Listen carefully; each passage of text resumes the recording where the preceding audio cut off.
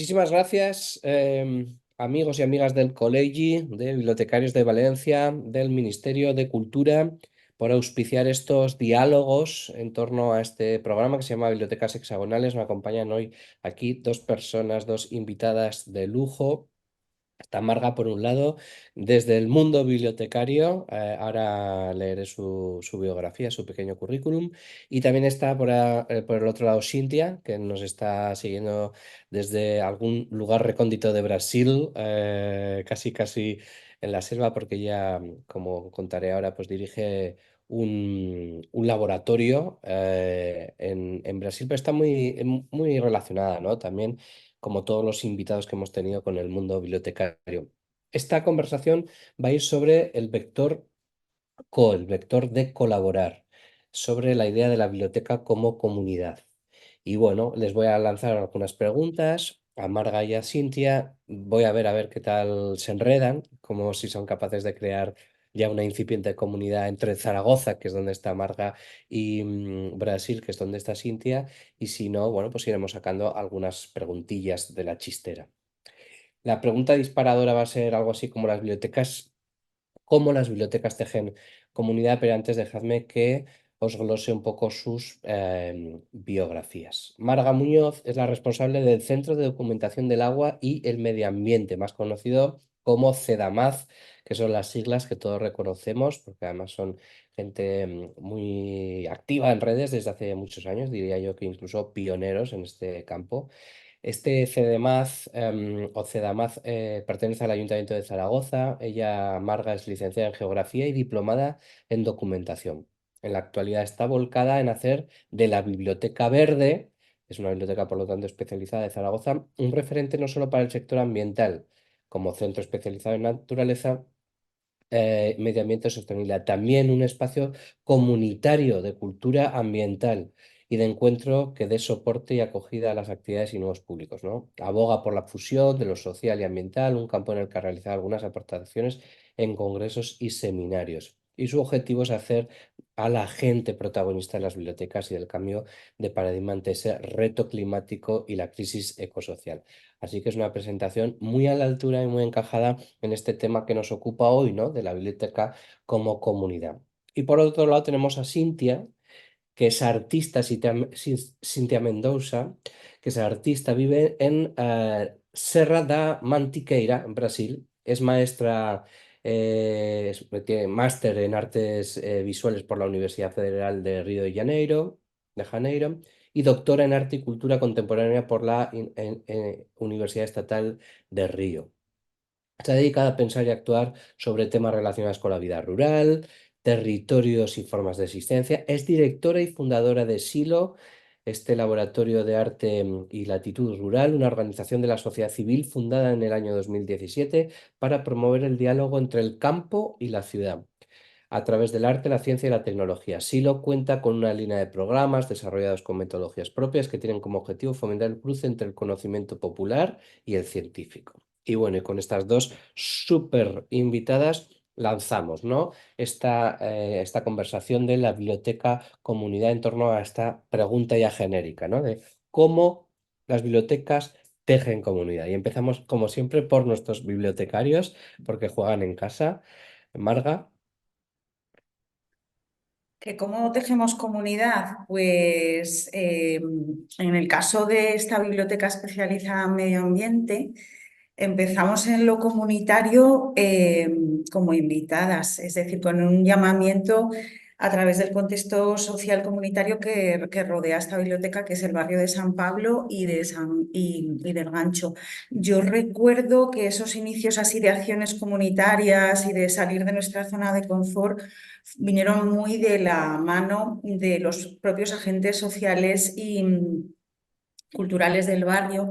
Es un barrio con mucha vulnerabilidad social y económica. Y recuerdo pues proyectos como el Plan Integral del Casco Histórico, la Carrera del Gancho. Recuerdo también pues a gente del mundo de la mediación, a los propios médicos del barrio y donde invitaban a la biblioteca a ser uno más de estos actores en temas concretos. Pues este año vamos a trabajar pues el circo. Y nosotros desde aquí ideábamos maneras de conectar, pues, lo que sé, pues con el tema de los derechos animales, del circo y todas sus implicaciones sociales y culturales, o bien el Gancho es un barrio del Río, y ahí es donde buscamos un poco toda esa pertenencia y ese tejido social nos ha ido empapando de tal manera que ahora somos capaces de hacer comunidad, no solamente como invitadas, sino como promotoras. No sé, esos son un poco los inicios. Que bueno, para el que no lo conozca, el Centro de Documentación del Agua es un edificio híbrido en el sentido, o sea, es un proyecto híbrido porque está en el casco histórico, pero al mismo tiempo da al río. Es por lo tanto un espacio de encuentro entre el barrio populoso y el río. Es un edificio precioso rehabilitado, y el barrio pasa por ser, bueno, pues en fin, una de las zonas de la ciudad con mayores índices de presión socioeconómica, y aunque ha mejorado mucho, pues sigue todavía teniendo, digamos, esta idiosincrasia, ¿no? Que se configura como un espacio de oportunidades, también de necesidades, ¿no? Cintia, ¿cómo lo ves? Eh, bueno, primero, gracias por la invitación. Es un gusto estar acá y conocer este proyecto lindo de, de Biblioteca Verde. Y me inspira mucho pensar que el verbo ya está nos diciendo algo, ¿no? Cuando nos pregunta sobre cómo tecen, es que para tejer algo hay que tener antes un conjunto de cosas preestablecidas, ¿no? Entonces, grupo de personas, un contexto, necesidades, y, y pienso que tejer tiene a ver con crear, pero también con mantener alguna cosa. Entonces, cuando pienso, imagino una biblioteca que teje comunidades, imagino esta biblioteca ayudando en la manutención desde el individuo, su imaginario colectivo también, ¿no? Y también desde la infraestructura, ¿no? Estando en Latinoamérica, sabemos que muchas veces esta infraestructura no es algo real. Muchas veces hacemos proyectos sin la infraestructura, ¿no? O con poca infraestructura. Muchas veces esta infraestructura está ah, de una manera insuficiente, no precaria, a decir. Pero mismo así, no, el tejer comunidades desde un espacio bibliotecario no depende solamente de esta infraestructura como una casa, un edificio o algo que va a converger las personas. Ujú. Pienso que la cosa principal es el imaginario, ¿no? Cómo expresamos el imaginario que es ser una biblioteca y una comunidad rural, un barrio, o sea, ¿qué espacio es eso? ¿Qué misterios tiene esta biblioteca? ¿Qué podemos encontrar ahí? Huertos, ¿no? Libros, lugares de conversación, ¿no? Es más sobre teje de una manera más subjetiva, creo yo. Me encantan las bibliotecas, en Silo tenemos una, que es la Biblioteca Ana Cristina César, que ha nacido de una manera muy espontánea. O sea, había en la pandemia libros míos ahí en el lugar y toda la gente que tenía tiempo para leer iba a buscar estos libros y me propusieron, mira, ¿por qué no cambiamos tu biblioteca y una biblioteca de Silo? Y no era suficiente, era una chiquita biblioteca, entonces empezamos a decir a la gente que teníamos ahora una biblioteca que se llamaba Ana Cristina César, que es una poetisa brasileña muy reconocida de la década de 70, 80, y feminista, o sea, que tenía una visión de mundo muy interesante, muy crítica. Y, y después de hablar así, de anunciar al mundo que teníamos una biblioteca, empezamos a recibir donaciones. Y ahora tenemos una biblioteca de donaciones. La mía ya no está ahí, no es necesario.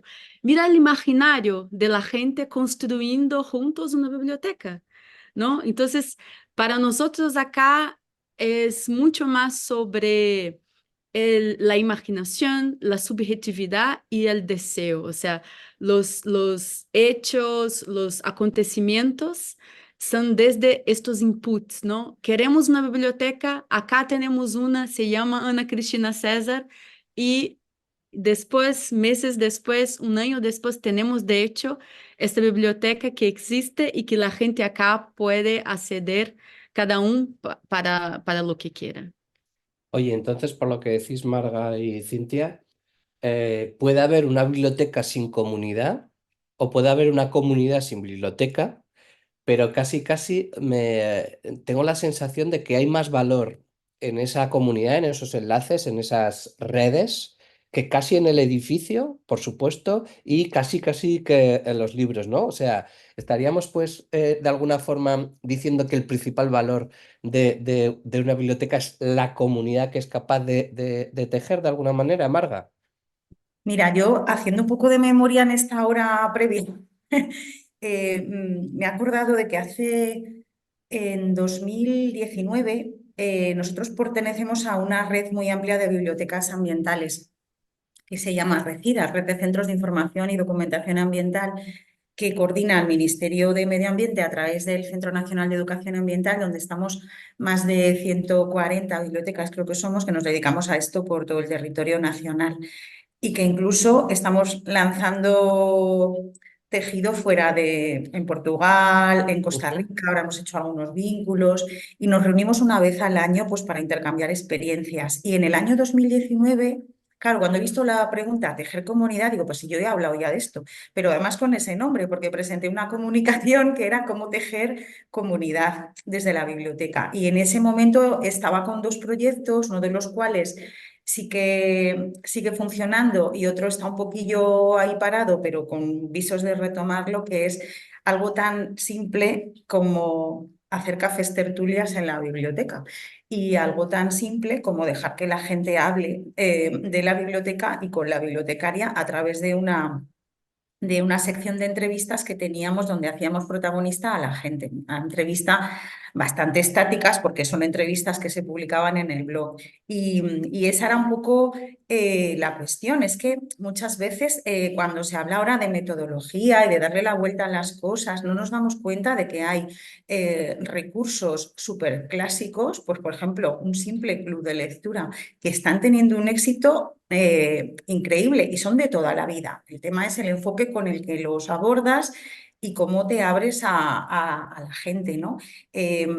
Yo creo que tampoco hay que inventar la rueda, es decir, que he visto en las preguntas que con las que facilitáis un poco la conversación, esto de la teoría, de la pertenencia, y me viene sonando, pero es como tengo la sensación de que hay muchas veces que hacemos ya las cosas desde siempre y que no las hemos etiquetado como tales porque nuestra naturaleza, nuestra motivación nos lleva a estar haciéndolas ya. Lo que pasa es que igual no las tenemos mapeadas o identificadas. Entonces, sí, la respuesta es la comunidad existe por encima de todo. O sea, cuando yo no siento la biblioteca como, o sea, como profesional, para mí es algo que es el futuro de la biblioteca, el saber abrirse a las comunidades.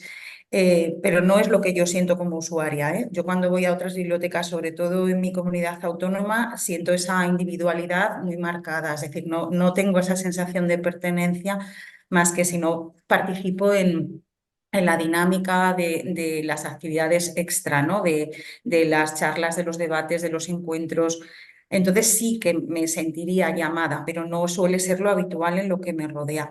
En esta biblioteca creo que sí que apostamos por eso desde hace mucho tiempo, sin ponerle etiquetas, es decir, era como nos brota que tenemos que abrirnos, precisamente porque teníamos un aprendizaje extra que no tenía que ver nada con el mundo bibliotecario, que venía de educadores sociales, que venía de médicos, que venía de un contexto social con muchas necesidades, lo cual no significa que seamos una biblioteca ejemplar. De hecho, tenemos aquí al lado un centro de personas sin hogar. Y se nos dan situaciones que no sabemos cómo manejar, pues que no somos educadores sociales, no somos psicólogos y se dan circunstancias pues de gente que te viene con todo su mundo a cuestas y es un espacio donde se combinan y se tienen que armonizar muchos usos y muchos momentos, ¿no? No sé si te he contestado. Sí, sí, totalmente. Un poco por si, bueno, esta idea que dices, ¿no? Que tiene mucho sentido, estamos haciendo las cosas como por intuición, sin haberlas etiquetado, sistematizado, mapeado. Y el hexágono de alguna forma, o la idea de las bibliotecas hexagonales, parte de esa misma idea, ¿no? Aquí no se trata de esto de inventar nada, sino trata de poner en valor y organizar lo que ya estáis haciendo muchos, algunas por intuición, otros por olfato, otros por compromiso, pero que al organizarlo y visibilizarlo le puede dar pistas a quien no lo esté haciendo, o a lo mejor al que estaba haciendo solo dos o tres esferas o solo dos o tres vectores de ese hexágono, ¿no?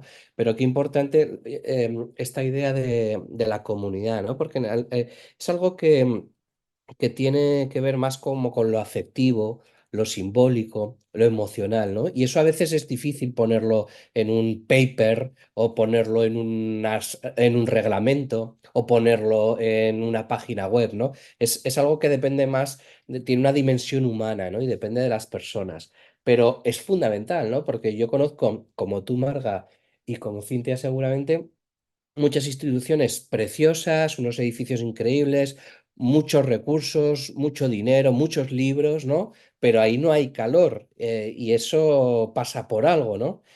¿Dónde están las claves, Cintia, desde tu punto de vista? Porque Silo, por ejemplo, es un proyecto que nace con mucha imaginación por tu parte, pero con muy pocos recursos y que, sin embargo, tú eres capaz de darle pues ese carisma, esa emocionalidad, ¿no? Ese arropar a la gente cuando llega, ¿no? Dice, tenemos poco, pero lo poco que tenemos, ¿no? Es también tuyo, ¿no? Y tú eres capaz de construir eso que a mí me parece tan difícil, ¿no? Sí, es verdad. Me encantaría tener mucho recurso para hacer un montón de cosas, pero no tenemos. Entonces, no vamos a estar parados sin hacerlo, ¿no? O sea, es necesario seguir. Y la idea es siempre pensar que mientras vamos construyendo cosas sólidas, siempre hay espacio. Y este espacio es visual, es estético, o sea, el lugar, nuestra sede hoy. eh, yo sé, al principio yo pensaba que iba a ser una gran obra y terminar de millones de reales y hacer una cosa linda. Después, viviendo, cambié la idea del principio y llegué a la conclusión de que nunca quiero que termine la obra, nunca quiero que termine el arreglo, que sí lo hay que ser siempre un espacio en arreglo, en construcción, para que la Ujú, gente pueda llegar y decir, mira, ¿qué te parece si hacemos así? Ah, yo quiero ayudar con eso. Entonces es como asumir que la construcción, el proceso es muy importante para que la comunidad pueda hacer parte, porque se siente construyendo, se siente, eh, no sé, influenciando en lo que estamos construyendo, ¿no? Y para mí esto es esencial. O sea, todas estas instituciones, museos, bibliotecas, escuelas, solo existe porque existen comunidades. ujú, Pero después, por la cuestión institucional, la burocracia y todo lo que sabemos, afastan la comunidad de sí mismas. O sea, es ujú, un poco loco pensar así, ¿no? Entonces, la idea es, el desafío es cómo, porque es importante tener bibliotecas, es importante tener museos, escuelas, tener recursos, claro que es. Si queremos impacto, si queremos mover mucha gente con este impacto, ahí es necesario tener. Pero ¿cómo hacer con que eso no sea una trampa? ¿Cómo hacer con que eso no distancie la gente? Y no, o sea, es necesario que la gente esté ahí participando. Entonces, pienso yo que la incompletud, el espacio, el aire, ¿no? Eh, de los procesos es muy importante para que la comunidad pueda influenciar, participar, hacer parte de verdad de lo que se está haciendo, ¿no? Y para eso la escucha es muy importante. Entonces, siempre cuando la gente nos pregunta, pero ¿cómo lograron hacer un trabajo comunitario tan increíble? Porque nosotros somos la comunidad. O sea, no podemos no serla. ¿no? O sea, yo muchas veces me pongo en este lugar de usuaria del propio espacio para intentar imaginar qué me gustaría tener ahí, ¿no? Y muchas veces estamos hablando con la gente también afuera del espacio institucional para que puedan decirnos qué piensan sobre, de una manera más libre, sin este compromiso de estoy criticando o estoy eh, participando de una investigación sobre el desarrollo del proyecto, no, o sea, es más suave, o sea, lo que Paulo Freire llamaba de cotidianeidade, não sei como se habla isso em espanhol, cotidianeidade, Cotidianidad. Ujú. ¿no? Dentro de los procesos de pedagogía, es fundamental acá con nosotros, en todo que hacemos. Hay que tener esta convivencia cotidiana, ordinaria con la gente, para que de ahí se pueda hacer estos vínculos afectivos, emocionales. O sea, el lugar donde estamos hoy es un espacio histórico acá, es de los primeros edificios criados acá en este ambiente rural. Y de la década de 50, mucha gente ha participado de la construcción de este lugar. Mucha gente ha vivido ahí de alguna manera. Entonces, el espacio hay que tener la cara de esta gente aún. Hay que conectar con sus corazones. Si no, si tienes solo mi cara, ¿no? Es como cortar este flujo de diálogo, ¿no? Qué bonito, te ha salido ahí una poesía sin quererlo porque has dicho corazones, pero has pronunciado algo así como curaciones, que parece de curar, el verbo take care, ¿no? Y ha quedado muy, muy bonito, muy poético. Oye, Marga, ¿es compatible esta idea de la biblioteca como comunidad, como lugar afectivo, simbólico, emocional y por lo tanto de roce y por lo tanto de conversación y por lo tanto de interacción con esa visión más clásica, pero también útil y también de servicio, de espacio, en fin, íntimo, individual, de silencio, de recogimiento, de estudio, al que también evidentemente tiene que dar respuesta a la biblioteca de algún modo? A ver, yo creo, en este punto me voy a mostrar un poco disruptiva. Y eso que el espacio que nosotros habitamos condiciona mucho porque es un espacio histórico muy poco flexible, es un edificio que tiene 800 años, que no es modular, que está diseñado y equipado y amueblado de forma muy rígida.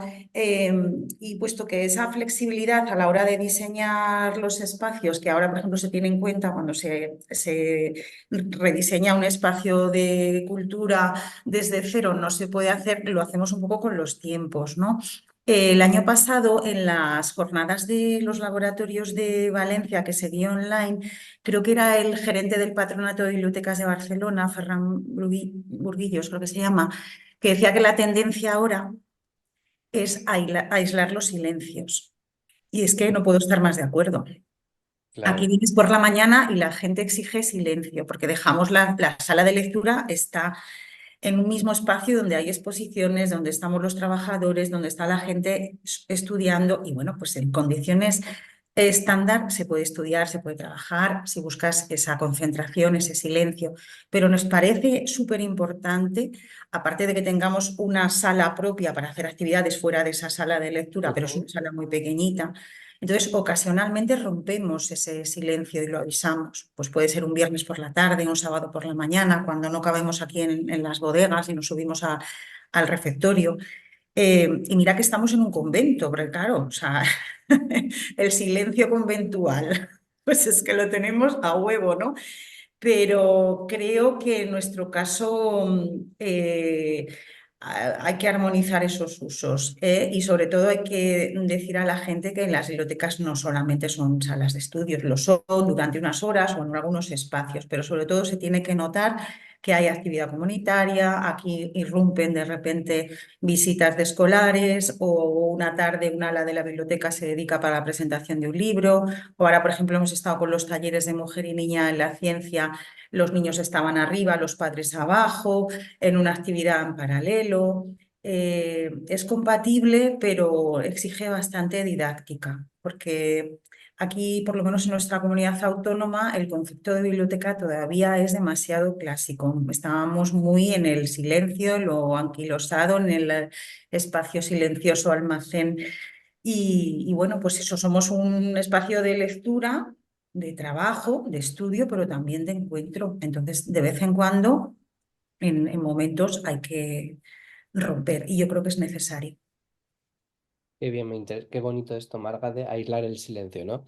La biblioteca era un lugar o sea, de silencio donde excepcionalmente se hablaba y vosotros le estáis dando la vuelta de alguna manera y es un lugar donde se habla, donde excepcionalmente poco a poco el silencio va a ir quedando aislado, ¿no? Me parece la verdad que súper poético, ¿no?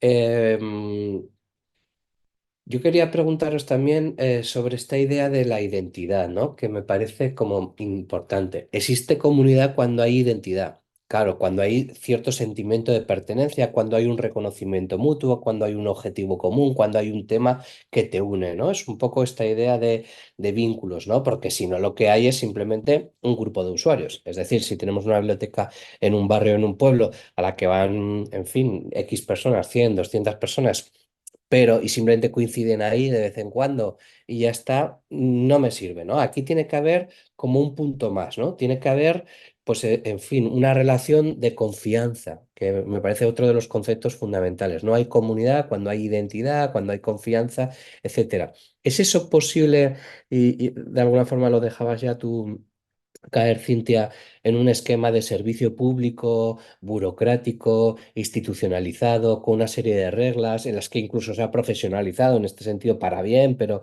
que evidentemente, digamos que encorseta y limita un poco el alcance y lo que puede hacer una biblioteca? Cintia, ¿tú cómo ves esto, no? O sea, no sé en Brasil cómo estáis resolviendo esto, ¿no?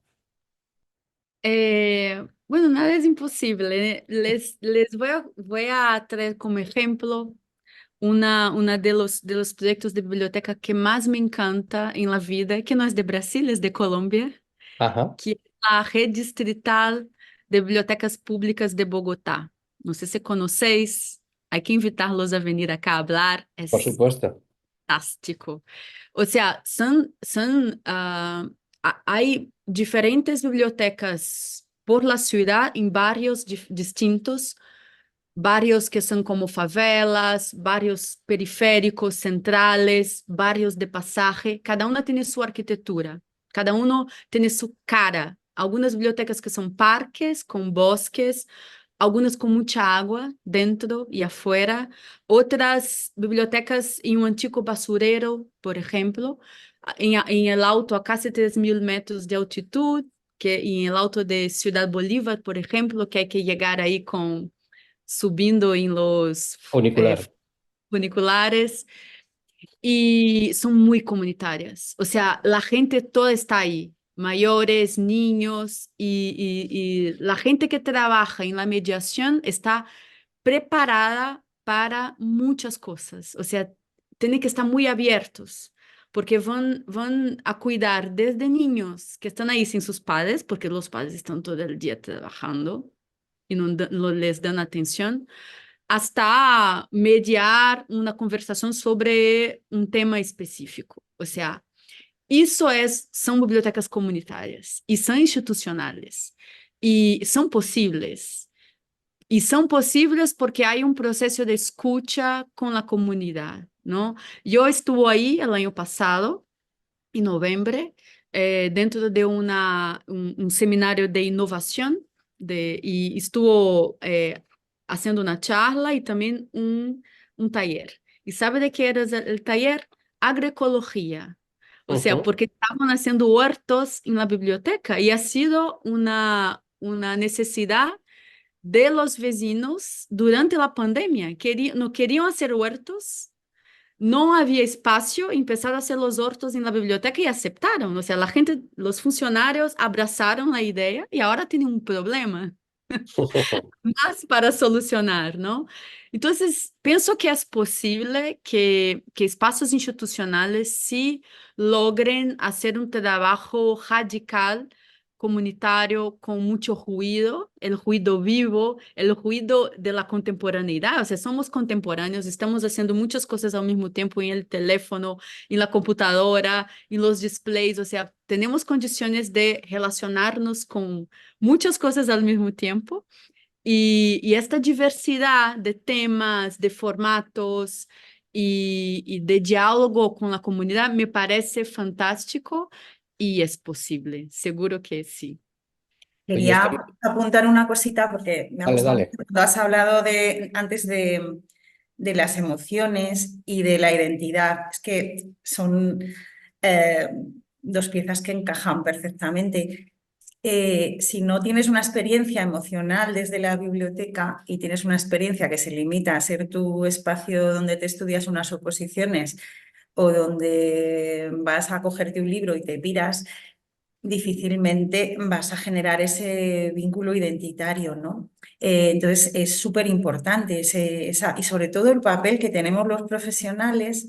A nosotros, por ejemplo, nos ha ayudado mucho trabajar con equipos multidisciplinares, porque un bibliotecario con otro bibliotecario, a mí me ha ayudado mucho trabajar con una persona en el equipo que es bibliotecaria de formación, pero también es educadora ambiental, es experta en facilitación, mediadora, que es la parte que nosotros movemos más social de programación. Y en estos intercambios multidisciplinares es donde podemos generar acciones más vinculadas a lo emocional. En el ámbito que nosotros que nos movemos, que es la información ambiental, el centro es un centro especializado en recursos de naturaleza, medio ambiente y sostenibilidad, especializado entendiendo temáticamente. No es un centro especializado solo para especialistas. Igual trabajamos con un profe de segundo de primaria que con un colectivo ambiental, que con una persona que está haciendo un TFM o una tesis doctoral. Pero sí, esa capacidad para generar emociones es súper importante. Y sobre todo que nosotros como profesionales me da la sensación, bueno, yo es algo que vengo observando desde hace muchos años, la mayoría de muchos de los bibliotecarios están todavía parapetados en el proceso técnico, ¿no? Cuando de aquí a nada la inteligencia artificial nos va a hacer la catalogación, entonces, ¿qué hacemos? Tendremos que aprender a tener un papel más social y más de vertebrar la comunidad y ser más creativos y ser más sociales. Entonces, es súper importante que superemos esa y que nos dejemos enseñar. Yo trabajo en un ámbito de especialización temática y yo vengo de la formación generalista.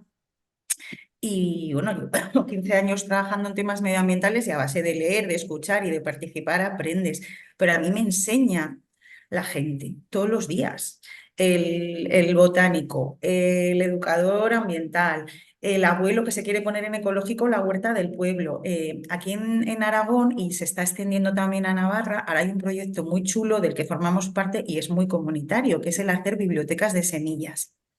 Hay una red que es la Red de Semillas de Aragón, una asociación que promueve la agroecología y la recuperación de las variedades hortícolas tradicionales. Hay una institución detrás, que es el Gobierno de Aragón y el Centro de Investigación y Tecnología Agroalimentaria y un banco de germoplasma que nos cede esas semillas.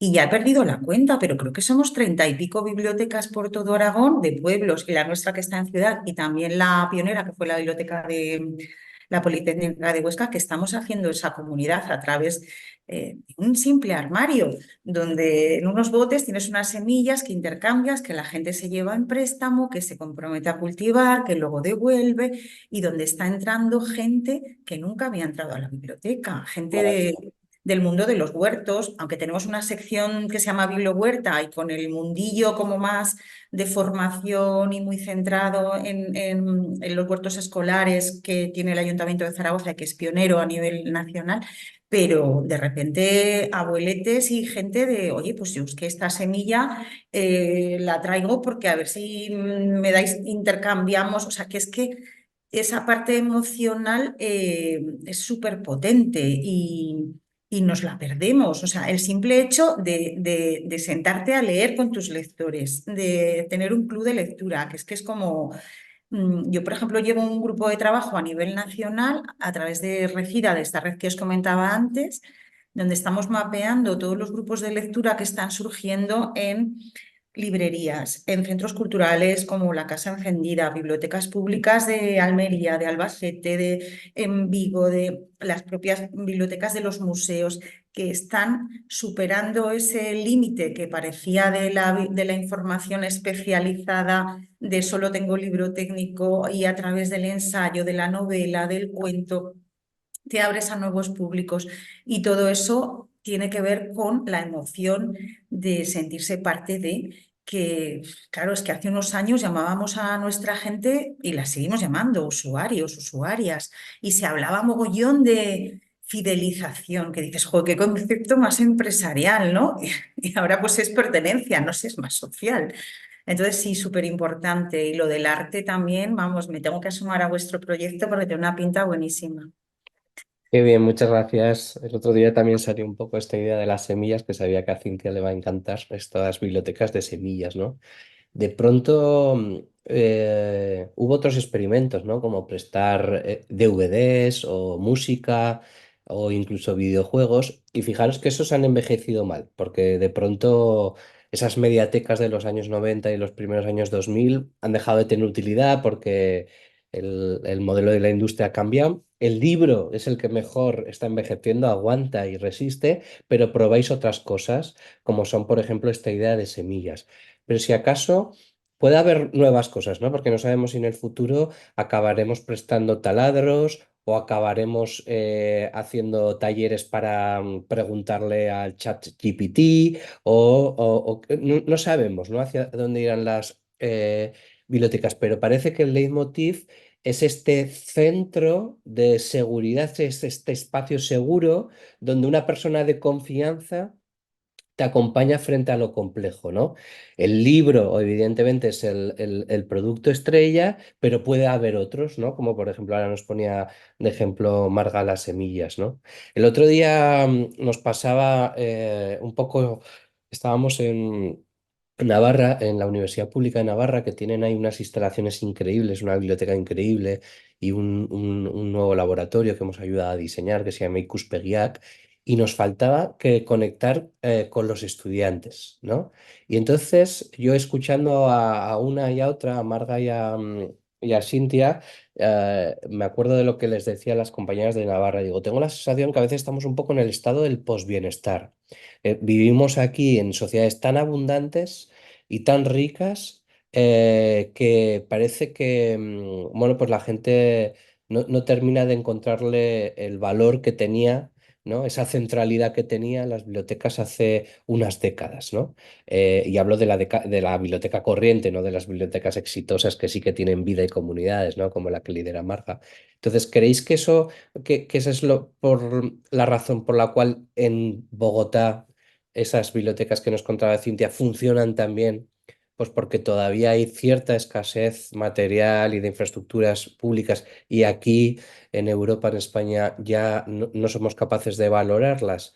¿O creéis que más allá de esa visión norte-sur, en el fondo tenemos que aprender mucho desde las bibliotecas de aquí, de lo que está sucediendo allá, porque precisamente seguramente en ese escenario de mayor escasez están haciendo cosas que nosotros no somos capaces, ¿no? Cintia, mira, danos una mirada, ¿no? Desde ahí, desde Brasil. Eh, sí, yo intento pensar las cosas sin mucha comparación. Ujú, Creo que es un ejercicio interesante de hacer. Porque claro que às vezes é impossível não comparar porque são como referências estándares ocidentais, ¿no? Que temos aí em nossas cabeças. ujú, Pero en la realidad, o sea, las comunidades, las sociedades coloniales se organizam de uma maneira muito única e desde referências distintas, ¿no? Y pienso que en el caso de Bogotá tiene a ver con una inversión de, o sea, de pedagogía, de infraestructura, o sea, toda la gente que está ahí de verdad quiere que estos puntos sean puntos efectivos de impactos sociales en la vida de las personas. O sea, tiene eso como muy explícito y de una manera muy consecuente trabajan con eso como un foco, ¿no? Se puede ver ahí la manera como organizan sus programas, los entrenamientos. Eh, También tiene un equipo súper transdisciplinaria, multidisciplinaria, de edades distintas, intergeneracional. Y entonces, claro, va a funcionar porque hay como mucha capacidad, mucha tecnología, incluso hay muchos laboratorios dentro de las bibliotecas. No sé si sabes tú, pero las bibliotecas tienen laboratorios, hacen laboratorios, y yo estuve ahí justo para eso, para hablar sobre hacer este intercambio de metodologías. Hacen de una manera muy única, diferente de lo que hacemos nosotros. Y às vezes penso que não hace falta tantas infraestruturas. Por isso te digo de la lógica diferente. O sea, não é que nos falte, às vezes não hace falta tantas. É que se multiplica muitas coisas, o institucional ocupa todos os espaços e não deixa espaço para que nós mesmos podamos ordenarnos, expressar, Autoorganización, ¿no? Ujú. proyectar nuestros deseos en autoorganización total. Entonces, no es que estoy haciendo una crítica que la gente en Latinoamérica no tiene que tener infraestructura. Falta mucho, falta básica, educación, salud, y tenemos que conquistar eso aún, ¿no? Es como derechos básicos civiles. Pero además de eso, es eso, hay que tener un poco, a mí me parece interesante estar atento o sea, me parece que es más válido al final eh, incentivar que la gente pueda tener recursos para hacer su autoorganización que darles listo ya organizaciones para que puedan entrar y hacer algo ahí dentro, ¿no? Esta lógica de, como dizia Gilberto Gil, apocultura, não, social, hacer com que mover estes pontos, hacer com que esta gente, darle recursos, pequeños recursos para asociaciones, organizaciones propias que tienen su cara, su modo, su manera de hacer que yo no voy a entender, pero comprenden, están felices, es útil para la comunidad, ¿no? Me parece mucho más válido que construir infraestructura y decir, mira, ahora pueden entrar ahí y hacer lo que quieren. O sea, entonces es un tema de lógica, de construcción de infraestructura, ¿no? Estoy completamente de acuerdo, Cintia. Creo que obviamente, en fin, la fortaleza de los servicios públicos y los recursos son fundamentales, pero en algún punto de la película, estoy pensando en España, en algunos países, en fin, empezamos a hacer las cosas mal, ¿no? Y empezamos a darlo todo como ya empaquetado, ¿no? Y solucionándole todos los problemas a la gente sin preguntarle, ¿no? A la gente qué era lo que quería, qué era lo que podía hacer y tal. Sí, Hay una es cosa claro, que... Raúl, que solo para dejar muy claro eso, es claro que en Latinoamérica falta mucho aún, eh, estamos luchando por temas de infraestructura que no tenemos, o sea, Mm, no es, cuando hablo así, hablo mucho mirando para vosotros, pero al mm, mismo tiempo, mientras solucionamos, pienso que tenemos un camino que es muy interesante, que es eso, mm. que no apostar siempre en la construcción vertical, sino Total, invertir, tot- diseminar recursos para que la gente mismo pueda hacer. Entonces es total, una tal total- vez más interesante. totalmente. Hemos llegado al absurdo de que año tras año nos hemos gastado el 90 y tantos % de los presupuestos, por ejemplo, de cultura, en infraestructuras físicas como museos, y luego no tenemos dinero para dotar de contenidos, para pagar dignamente a nuestros artistas, por ejemplo, a nuestros creadores, ¿no?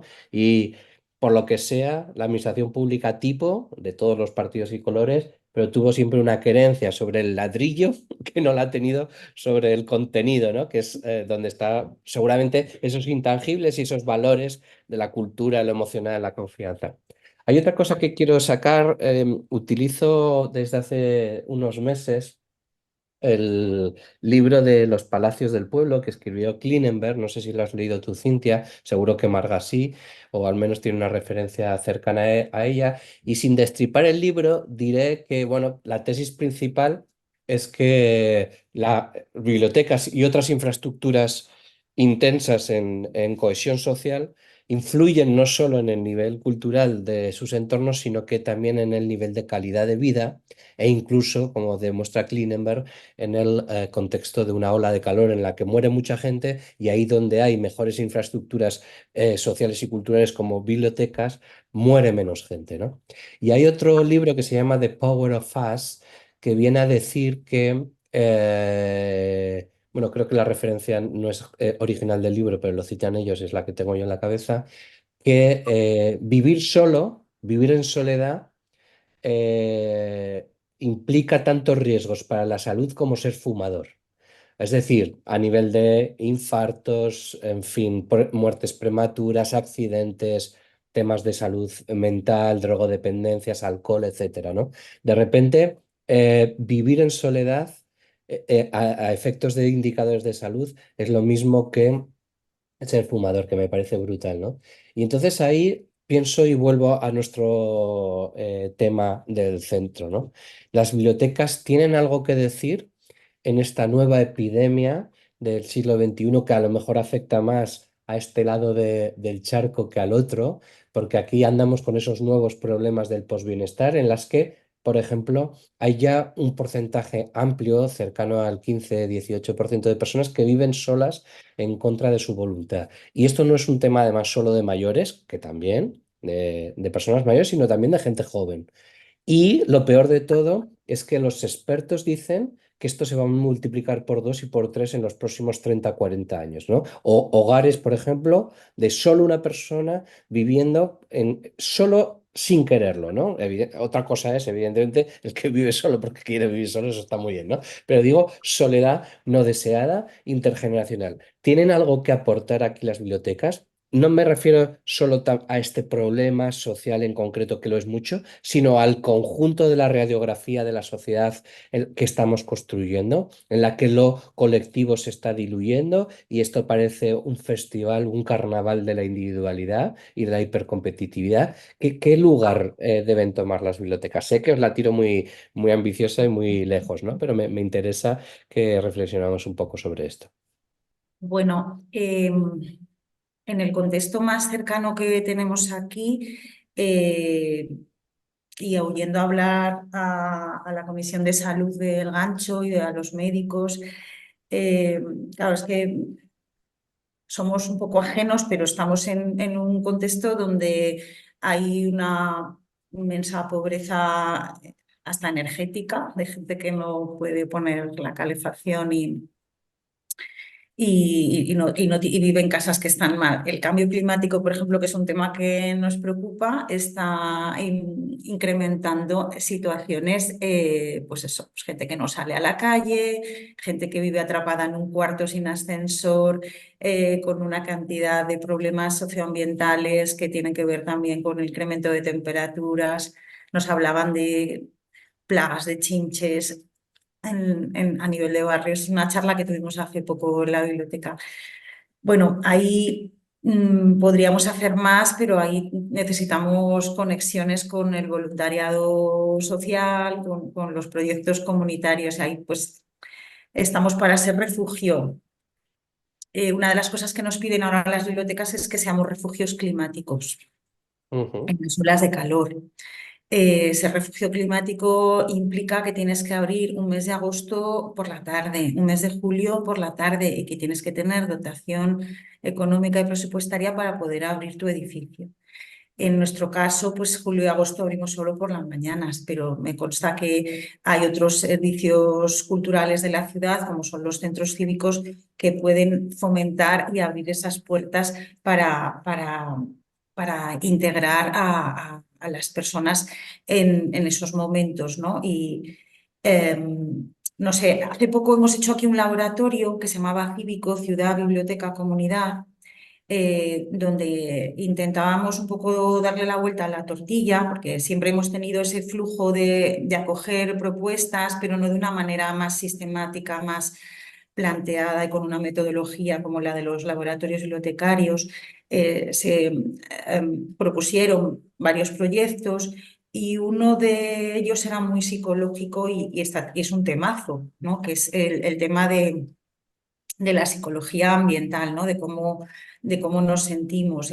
No sé si este es un problema del mundo rico, Cintia, no lo sé, pero la persona que promovió esto es una persona aquejada de ansiedad y con una baja laboral y con un tratamiento. A este proyecto se han sumado psicólogos, se ha sumado gente del mundillo de los colectivos ambientales que lleva 1000 años tirando del carro, que no tienen relevo generacional, que se sienten solos.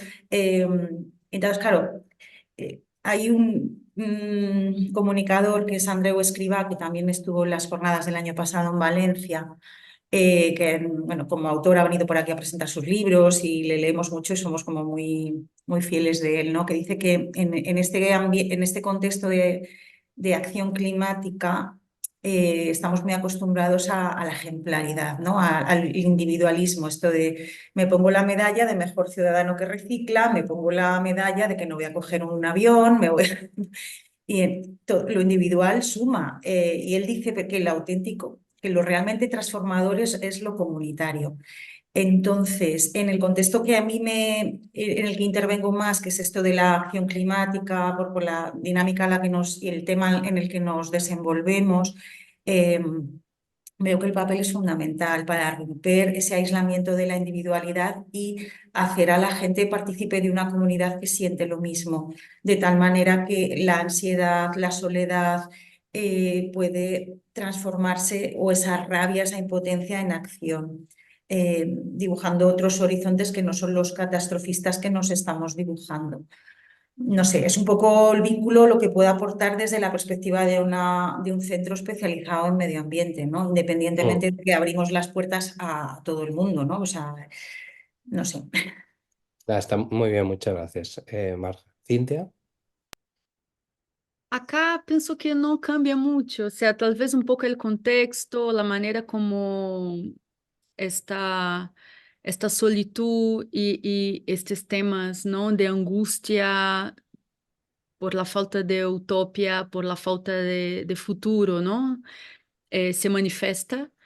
Y por qué tenemos problemas con las ciudades? Las ciudades son muy precarias, ¿no? En Latinoamérica muchas veces son precarias. Entonces hay problemas de ambientales que ya existían, ¿no? Que son tragedias, fenómenos, y que ahora hay una camada global por detrás que es del cambio climático. Y entonces empiezan a aparecer temas como el racismo ambiental, que es complejo y que es real, ¿no? O sea, hay zonas de Brasil que sufren mucho más que otras, son zonas que son pobres y que son zonas racializadas, ¿no?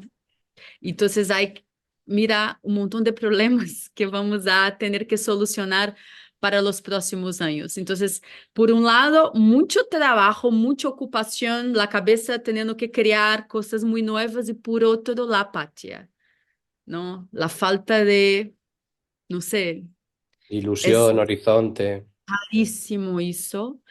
Y hay un tema generacional también con eso, que la internet, pienso, acá se usa mucho la internet para todo, las redes sociales, WhatsApp, Telegram, todo el tiempo la gente está ahí como ocupado con eso, y eso amplía la empatía, amplía ese estado, no sé, raro, De falta de... crispación y enfrentamiento, ¿no? Exacto. Entonces es un temazo para todos nosotros y nos une como globo, ¿no? Para pensar soluciones. Y claro que espacios bibliotecarios y espacios que están proponiendo actividades, inmersiones, son muy importantes porque sacan a la gente de este mundo, aunque sea por un momento, y conduce a esta gente a otra, a sentir las cosas de una manera diferente. Entonces, es esencial. Nunca ha sido tan importante tener espacios así para trabajar la cura, el curación de la gente, la curación, la sanación, toda este eh, y que yo llamo de atención activa, ¿no? O sea, cuando la gente aterra, esta aterración, poner un poco sentirse como parte con un suelo y no sentirse flotando, ¿no? Entonces es eso, o sea, y pienso que nosotras eh, tenemos que incluir en nuestras actividades este profesional de la psicología, de la psiquiatría. O sea, nunca he sentido tanto la necesidad de tener profesionales así que nos ayude a pensar nuestras actividades, Mm. porque es como una camada más de cuidado y de atención con la gente, porque sabemos que mucha gente que llega, pues, por estar enferma y no sabemos, por estar há meses solas em suas casas e não sabemos, não? E chegam aí e vão a ter uma explosão de emoção porque há muita gente trabalhando juntas, há muitos debates e isto vai generar crises. Então, é como uma preocupação a mais e é muito lindo pensar também que, mira como é interessante, não? Hoje dia, nós que estamos aí como activistas, como productores culturales, haciendo nuestro trabajo, tenemos que cuidar de la micropolítica de una manera radical, cosa que las generaciones pasadas nunca tuvieron que hacer, ¿no? O sea, la salud de las personas, de nosotros y de las personas interesa. Mm. Es fundamental para tener después un impacto más grande, ¿no? Ni un nivel más macropolítico. Es complejo, pero es necesario. Es un aprendizaje que tenemos que tener ahora, pienso yo. Interesante esta conversación que nos ha llevado por muchos derroteros. Fijaros que mientras os escuchaba hablar, da la casualidad que las dos tenéis, no estaba en el guión que tuvierais esa conexión con lo medioambiental, con la tierra, en fin, con lo verde, pero evidentemente como en el centro de documentación es evidente y en el proyecto de Silo también os juntábamos más por la parte de comunidad, pero ha emergido esa conciencia climática que compartís y que, bueno, yo también comparto evidentemente. Y pensaba al escucharos que una comunidad o un ecosistema en el fondo es un conjunto de actores, un conjunto de vínculos, que es de lo que hemos hablado mucho, pero también un propósito. Tiene que haber un propósito común, ¿no? Qué interesante de pronto que las bibliotecas actúen, como está haciendo el centro de Marga, como acumuladores también de un propósito común, ¿no? ¿Por qué no pensar en bibliotecas, oye, que apadrinen o amadrinen un objetivo de desarrollo sostenible o grandes retos, ¿no? Como por ejemplo el cambio climático, pero otras a lo mejor, en fin, el tema de la digitalización, las violencias machistas, en fin, la desigualdad económica. Retos hay un banco entero de problemas. Las bibliotecas podrían, no como condición exclusiva, pero sí como pista, como orientación, ¿no?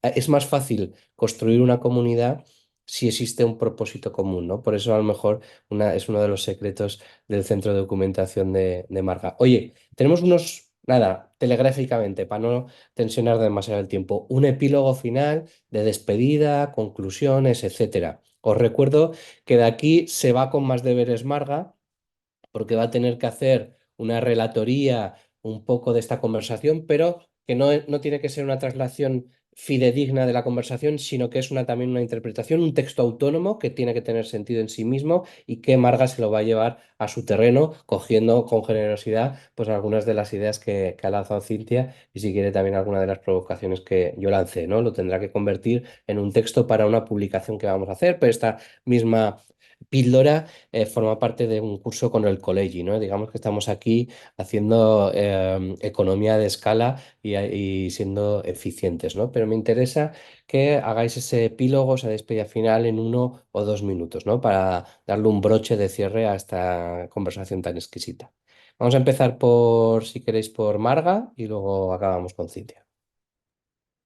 Bueno, pues nada, mi consejo es que bibliotecarios, bibliotecarias, gestores culturales, levantemos un poco la cabeza, miremos así visión 360 grados, mapeemos las iniciativas sociales que hay en los barrios, en las ciudades, en nuestro contexto y nos sumemos a ello. Como decía al principio, o sea, no hay que inventar la rueda, o sea, que te hagas un plan de acción de cómo voy a ser más comunitario, en realidad es sumarte a las corrientes, simplemente hay que dejarse caer por reuniones, por asambleas, invitar a la gente a la biblioteca y bueno, pues eso, programar también para facilitar esos espacios de encuentro y enlazar con las emociones, ¿no? de la gente. Decías tú del libro este de Palacios del Pueblo, dice Klinenberg que si un político actualmente sería capaz de inventar una institución como la biblioteca en el caso que no existiera. Creo que no. Entonces, bueno, pues es algo para ponernos en valor y para repensarlo. Y nada, muchas gracias por la invitación, que no lo he dicho al principio. Y siempre que al otro lado se asoma gente de América y de Brasil, Colombia, Argentina, pienso la envidia que me da toda esa parte comunitaria, ¿no? que comentabas, ¿no? De donde no hay muchas veces, hay mucho. Muchas gracias, Marga. Cintia. Sí, me gustaría regalarlos con una referencia más de Brasil ahora que me encanta, que se llama Arquivo da Laje, como se fuera en español archivo da laje. Laje como esta cosa arriba de las casas, la última infraestructura. Y es una anécdota que sintetiza mi mensaje final. Este lugar que hoy día es un museo y una biblioteca comunitaria y también una galería de arte, ha nacido de una pareja que ha estudiado historia y que les gustaba mucho la arte, que vivían viven en la periferia de Salvador, Bahía, en un sitio que se llama Plataforma, un barrio antiguo, obrero. Y caminavam por la calle siempre buscando cosas interesantes, libros, cuadros, obras, todo lo que veían tenían en su casa. Poco a poco había mucha cosa y no había más espacio. Y poco a poco la gente empezó a estar curiosa para saber cuánta cosa tenían ahí organizada y guardada en su lugar. Y eso se cambió en un proyecto lindo que es una referencia para todos nosotros. Y ahí hay una relación muy intensa con la comunidad, los niños de la escuela, los señores, los vecinos, toda la gente va a conocer ese acervo que han creado. Y y una cosa muy interesante es que hay una tensión entre los creadores lo siento, yo digo el nombre incorrecto, es acervo de laje, no archivo, acervo, que es siempre que la cabeza más ortodoxa de los bibliotecarios, de la gente que trabaja con acervo, nos enseña que no se puede tocar, que hay que guardar las cosas en ambientes climatizados. Y ellos dicen, estas cosas estaban en la calle, nadie las quería, resgatamos toda una historia que es muy importante y ahora la gente puede tocar lo que quiere, pueden hacer lo que quieren con eso. Entonces la gente llega ahí y toca, las cosas están organizadas de una manera muy precaria, pero están ahí vivas, vivas para que se pueda relacionarse con ellas, para que se pueda crear vínculos con estas cosas.